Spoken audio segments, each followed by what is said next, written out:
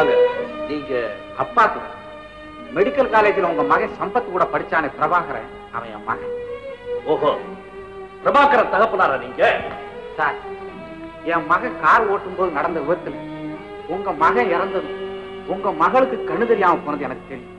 அதுக்காக வருத்தம் தெரிவிச்சுட்டு போலான்னு வந்தேன். அந்த விபத்து நடந்தது ரொம்ப துரதிருஷ்டம் சார்.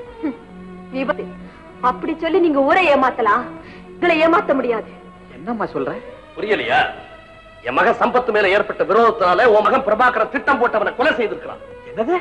ஒண்ணுமே தெரியாத மாதிரி கேக்குறீங்களா?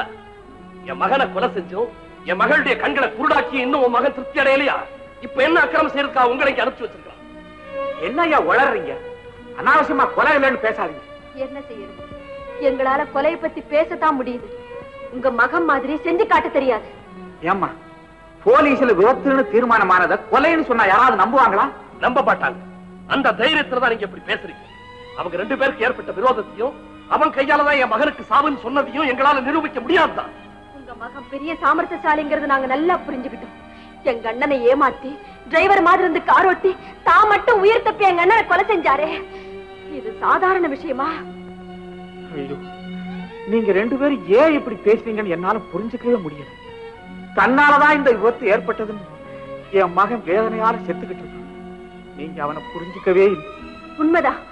அவரை நல்லா புரிஞ்சுக்கிட்டு இருந்தா நாங்க யாருமே அவர்கிட்ட நெருங்கி இருக்க மாட்டோம். சித்ரா, அவன் ஒன்னையே நினைச்சு வருத்தப்பட்டுக்கிட்டு இருக்கான். ஏ, எங்க அண்ணனோடு நானும் போகலையேன்னு வருத்தப்படுறாரா? இல்ல, நீ ஆத்திரத்துல பேசுற. உங்க மகன் மாதிரி ஆணவத்துல பேச எனக்கு தெரியாது சார். ஒரே ஒரு முறை அவனை இங்க வர அனுபவிச்சீங்கன்னா அவன் எல்லாத்தையுமே தெளிவாக்கிட்டு போடுவான். அவனை இந்த வீட்டு வாசப்படியை மதிக்க விட்டா இந்த வீட்டையே நாசம் பண்ணிட்டு தான் வெளியே போவான். அப்பா, இவர் முதல்ல வெளியே போக சொல்லுங்க. பிரபாகர் சம்பந்தப்பட்டவங்க யாருமே இங்க வரக்கூடாது. வீடு தேடி வந்தவன் இப்படி மனசு நோக வைக்கிறது அவ்வளவு நல்லதில்லை.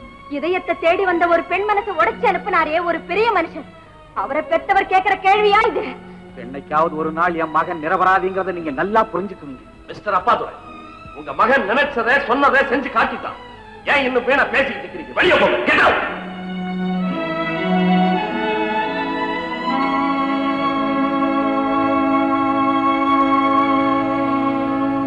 நான் தான் சம்பத்தை கொலை செய்தேன்னு சித்ரா நம்புறாளா?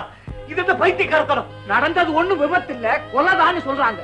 உனக்கு சம்பத்துக்கு பெரிய விரோதம் இருந்துச்சு, அதனால திட்டமிட்டு நீ கொலை செய்தியா? ஐயோ, இல்லப்பா, இல்ல. சித்ராவை ஏமாத்துறதுக்காக நானும் சம்பத்து விரோதி மாதிரி நடிச்சோம். அந்த சமயத்துல விபத்து நடந்தோடனே நான் தான் கொலை செய்திருப்பேன் நினைச்சிருக்கா போல இருக்கு. அதெல்லாம் தப்புன்னு நான் போய் சொல்லிட்டு அவசரப்படாதப்பா, அவசரப்படாதப்பா. விபத்துல உனக்கு சாதாரணமான அடி, ஆனா சம்பத்து போயிட்டான். சித்ரா கண்ணையே இழந்துட்டான். இந்த நிலையில உன்னை பார்த்தா என்ன நடக்கும்னு யோசனை பண்ணி பாருப்பா. ஐயோ, தன் உயிருக்குயிரான அண்ணனையும் கண்ணையே இழந்து நிக்கிற சித்ராவுக்கு நான் ஆறுதல் சொல்லணும்பா, நான் ஆறுதல் சொல்ல. பிரபாகர், அவ கண்ணை இழந்ததோட இருக்கட்டும், உயிரை இழக்க வேண்டாம். உன்னை அவ பார்த்தான்னா நிச்சயம் தற்கொலை பண்ணிக்குவாடா. அதுக்குத்தான் உன்னை போக வேண்டாம்னு சொல்றப்பா. சித்ரா வாழ்நாள் முழுவதும் சம்பத்தை நான் விரோதத்தினாலதான் கொலை செய்துட்டேன் நம்பிட்டு இருப்பாளே.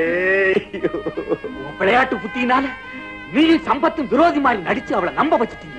அப்படியெல்லாம் ஒண்ணும் இல்லைன்னு எப்படா நீ நிரூபிக்க போற?